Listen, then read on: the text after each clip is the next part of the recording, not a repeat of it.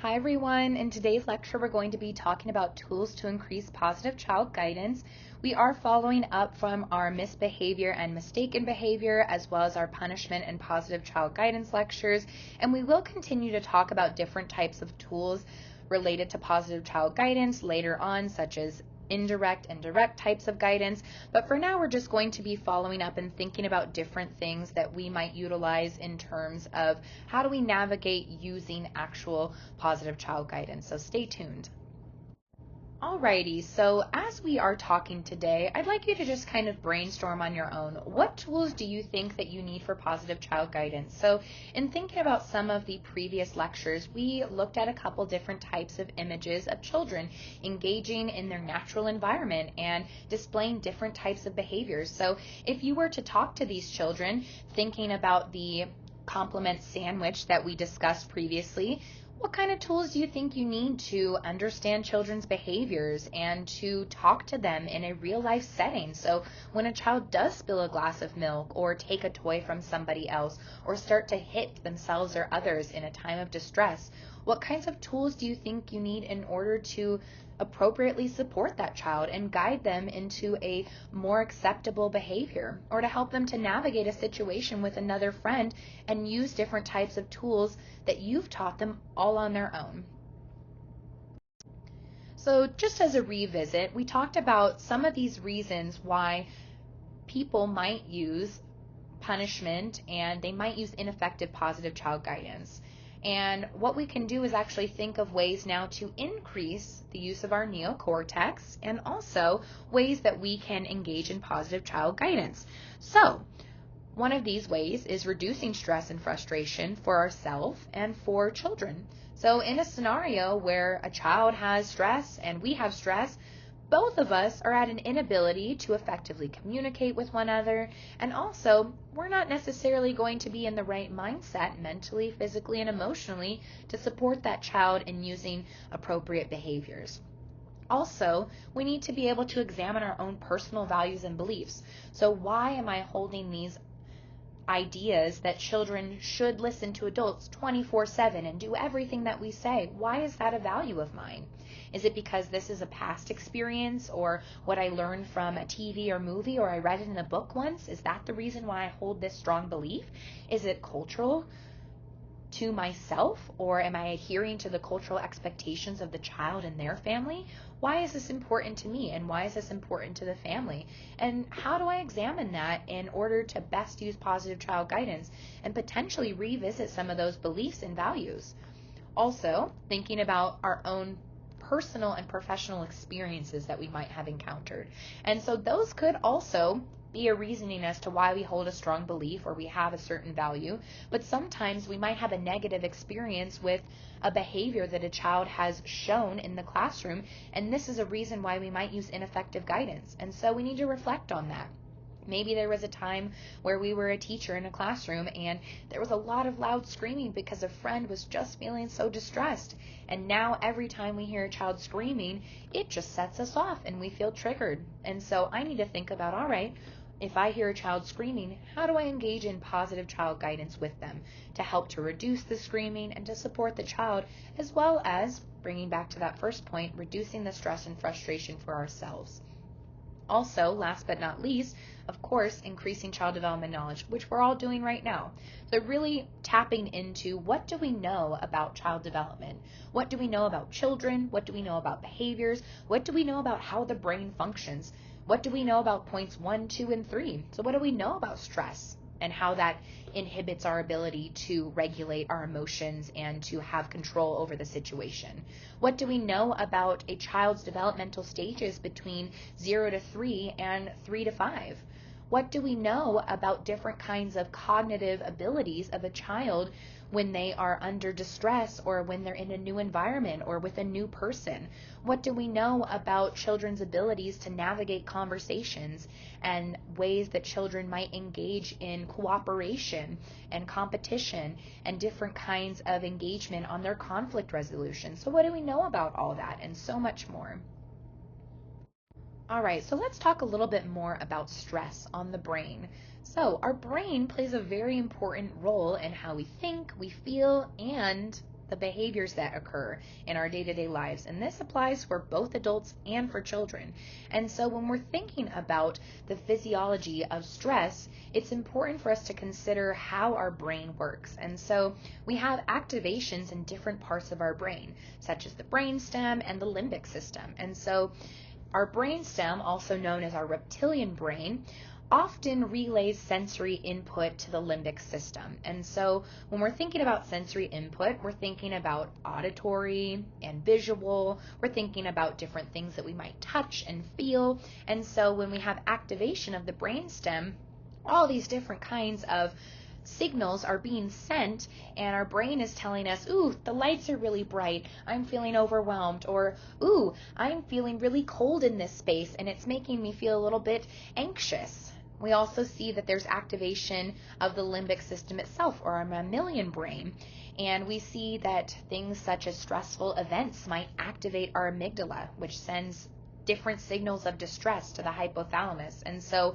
our amygdala is responsible our amygdala is responsible for being able to process different kinds of executive functioning, our emotions, so being able to help us to navigate anxiety and different kinds of big emotions such as mad or sad, also helping us to make different kinds of decisions. So when I am mad and sad, how do I navigate that? What do I do? Also, when we're thinking about the hypothalamus, we are thinking about how that activation might be triggering to our sympathetic, sorry, I am having a tongue twister there, sympathetic nervous system. So the hypothalamus is that linkage with our nervous system. And so we're thinking about all those different kinds of ways that our brain is moving and how our nervous system goes. And so with our activation of the hypothalamus, it's controlling our regulation. So when we have a stressful event, that activates our big emotions and our body telling us, ooh, I'm feeling overwhelmed right now. I'm sending that distress signal. I'm overwhelmed. And then our hypothalamus is saying, okay, we're overwhelmed, so I'm going to start sweating.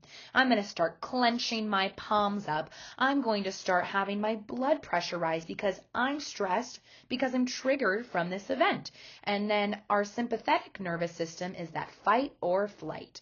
So now that I'm stressed, I've started to sweat, I've started to hyperventilate, and my sympathetic nervous system is going off.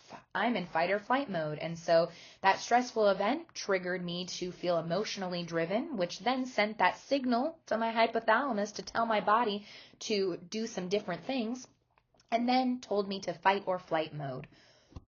So when my body is in fight or flight mode, again, that's my sympathetic nervous system, it's telling me, all right, we're in danger.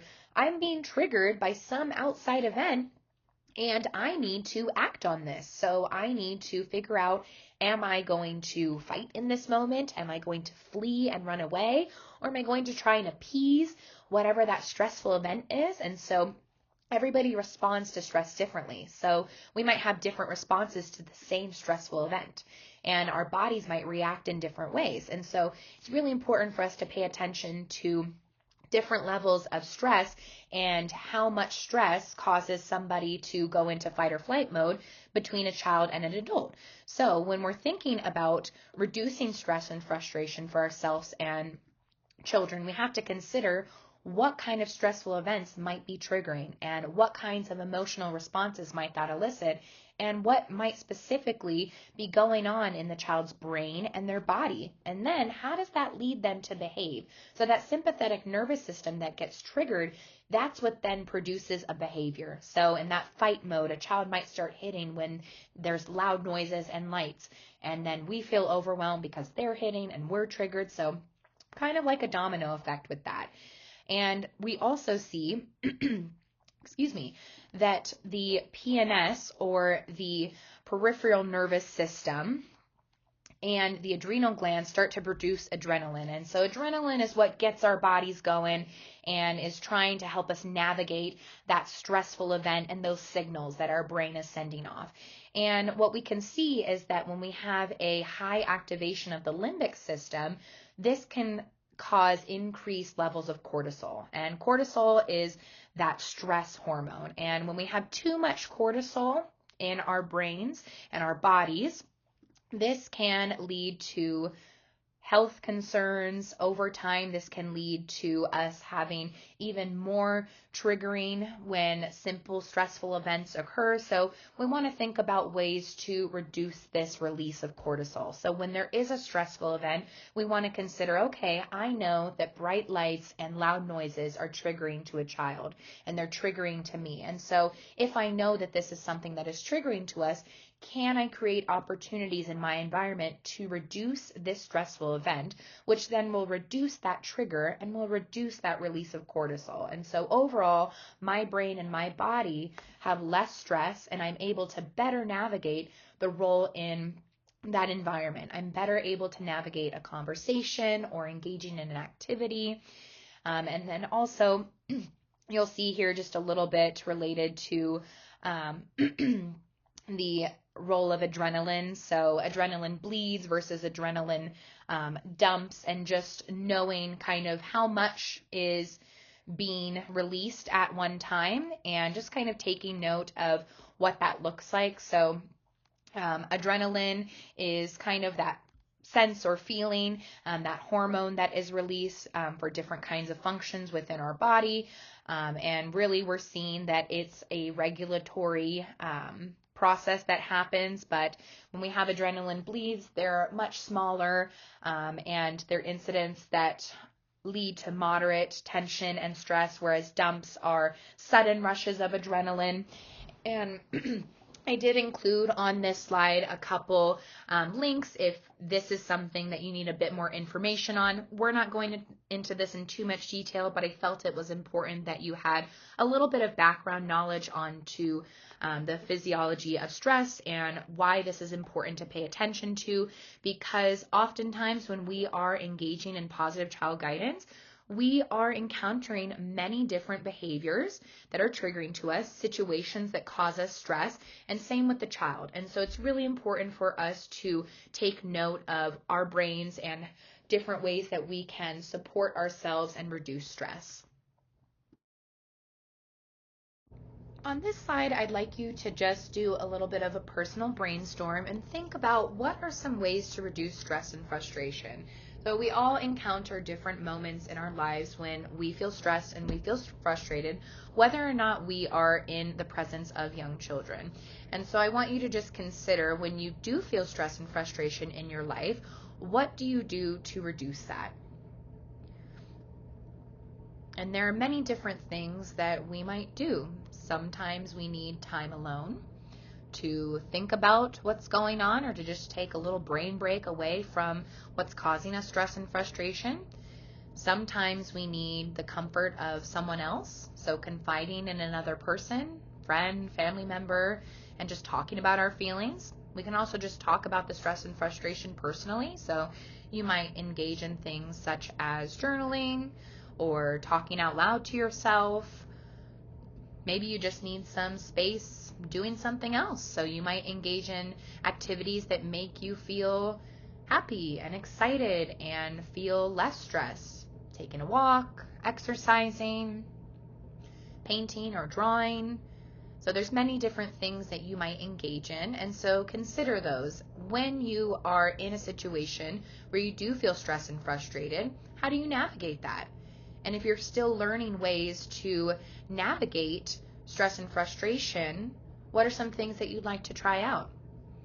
And when considering the things that you currently do or that you would like to try out, when you're working with young children, do you practice sharing these kinds of strategies with them? When they're feeling stressed and frustrated, do you give them the space that they need or provide them with that space? Do you provide them with alternative options to reduce that stress, such as painting or going outside? Do you give them an open line of communication? And if you don't, Can those be some tools that you can use for positive guidance? They definitely can. On this slide, I want you to reflect on these questions here. So when we're considering the way that we might evaluate our own personal values and beliefs, we can think about different kinds of reflective questions, because our values and beliefs are often already set in stone.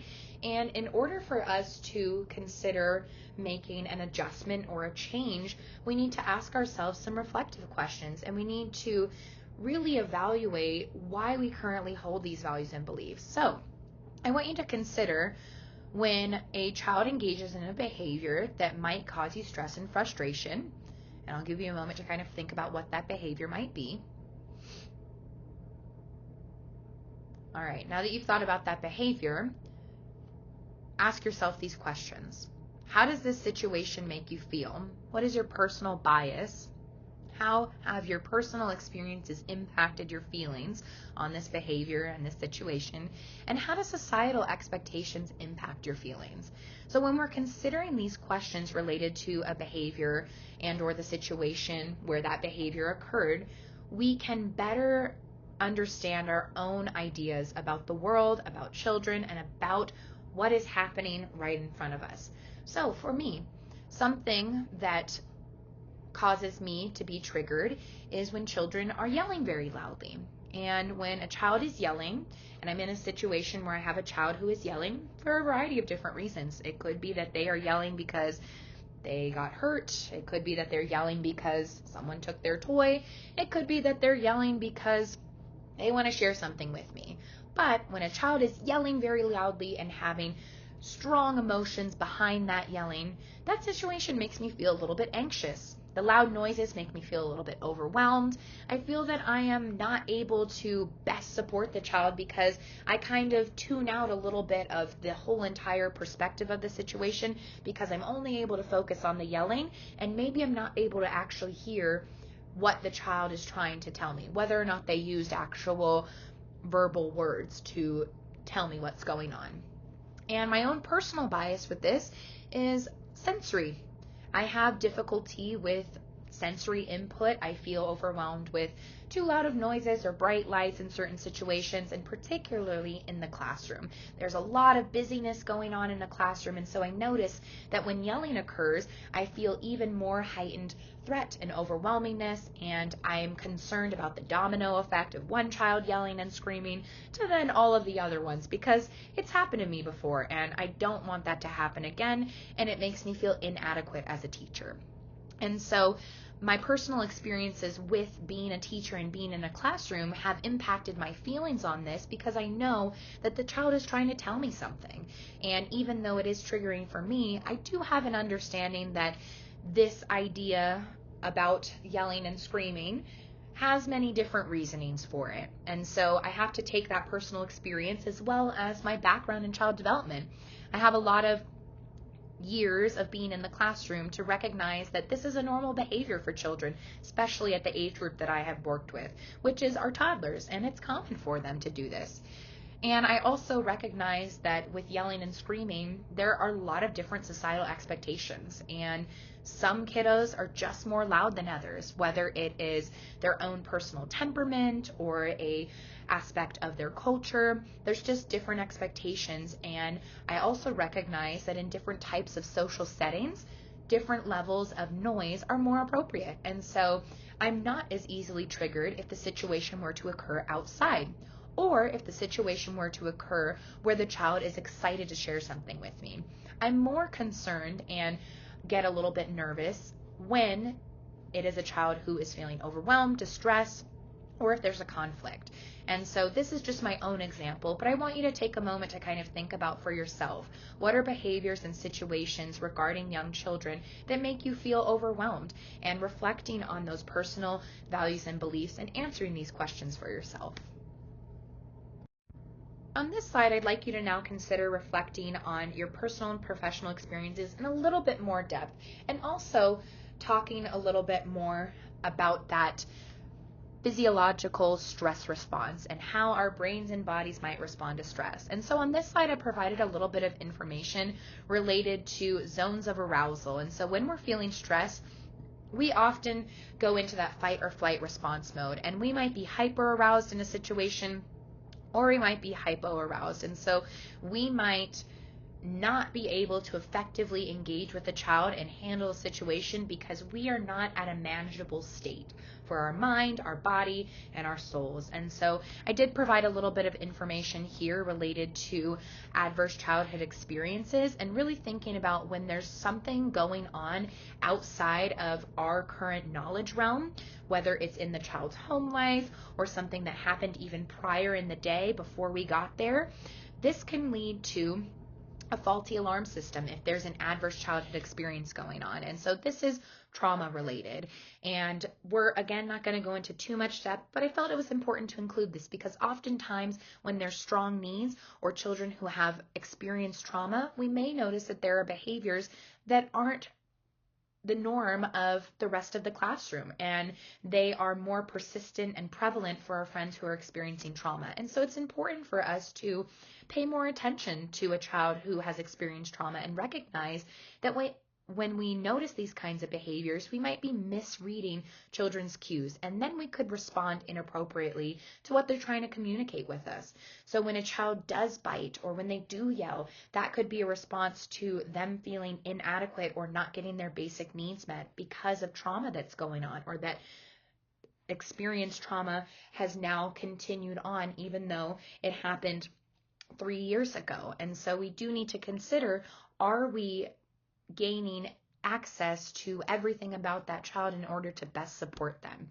And so when we reflect on these experiences for not only the child but ourselves as well, because even though as adults we do not fall within the realm of adverse childhood experiences anymore, we were all children at one time, and we may have our own childhood trauma, or even adults continue to have trauma that could be impacting our ability to effectively engage with young children. And so our trauma might lead us to misread a child's cues, or we might not be able to effectively engage with children because we have experienced or experiencing trauma. So I did provide an article, and it's listed here, and it just helps you to kind of think about how to teach with trauma. And so thinking about adverse childhood experiences and really recognizing what those ACEs look like. There's also a link on this article to the original ACEs study. And if you type in ACEs, you can also take an ACEs quiz if you're interested in kind of knowing what areas of trauma might you be experiencing and better able to navigate the world of understanding trauma-informed care. Last but not least, let's consider, if we're able to increase our child development knowledge, how much more effective our positive guidance could be. And this is at all points. Anybody who is learning about child development can still continue to increase and gain knowledge in that area. And that's for any type of profession that we're working in. We can always continue to increase our knowledge. So let's think about some things that we can do to increase our child development knowledge, some questions that we can ask ourselves. This is a lot of reflecting in this lecture. So one of the first things that we can do is consider, what is the child's age and what stage are they at developmentally? We may be working with a mixed age group. We might be working with children of one age and raising children at home of a different age. We might have worked with one age group at one point, and now we're switching gears and working with a different age group. So there's many different children at different ages and stages that we might be working with, and we need to be able to know all about that. So the first step is knowing how old is the child, and are they reflecting the milestones that we currently know about? And if they're not, let's do a little bit more observation. Let's look into learning about that child and what they're currently capable of doing, and learning about what kind of developmental milestones they are capable of, learning about everything related to their social and emotional skills, their cognitive skills, their ability to navigate friendships, their ability to move throughout the classroom. So what are their skills? And we're thinking about each developmental capability in each domain, because every child, regardless of their age and their stage, may be hitting on all different developmental domains. We may have 3 children in our classroom who are 4 years old, but their developmental domain levels and capabilities may look different. We may have children who are advanced in their cognitive skills related to science abilities and inquiry and thinking about the world. However, they may be nonverbal, or they might use limited verbal communication. We might have another friend in the classroom who has limited motor skills or a developmental delay in motor abilities. And so we do need to consider that even though all three of our friends in this setting are age 4, their developmental capabilities are going to look different from one another. And this could be a large gap between their developmental abilities, but it could just be a small gap where one child has a few more strategies in order to communicate their needs and their wants than their peer. And so we can work on that skill with that individual child as well as the whole group. But in order to be able to work on those skills and practice that positive guidance with them, I need to know about those capabilities. And so I have to do a little bit of homework on my end. I need to observe, I need to take down notes, I need to reflect on what I currently know, and I might need to go and get more information.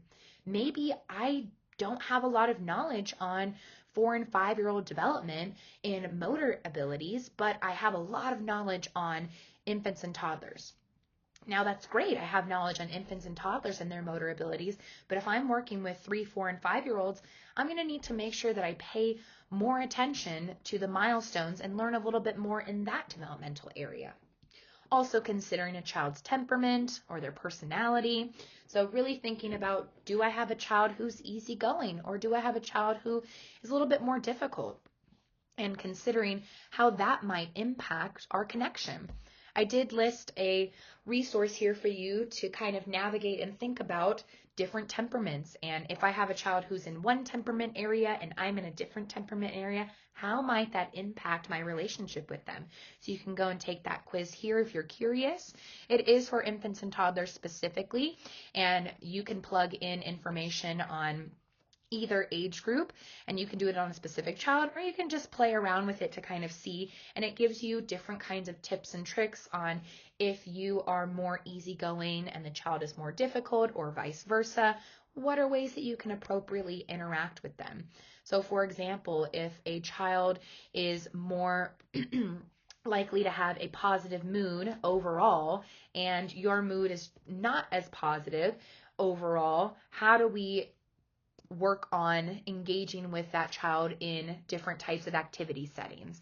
And so there's all different types of ways that we might consider temperament and how that impacts our ability to navigate our connections with one another and the different traits that we have. So our mood, our attention span, our sensory threshold. So some kiddos, sensory things such as clothing or lighting or sounds, they don't bother them as much, but you might be super overstimulated, and so you have to figure out, how do I navigate that?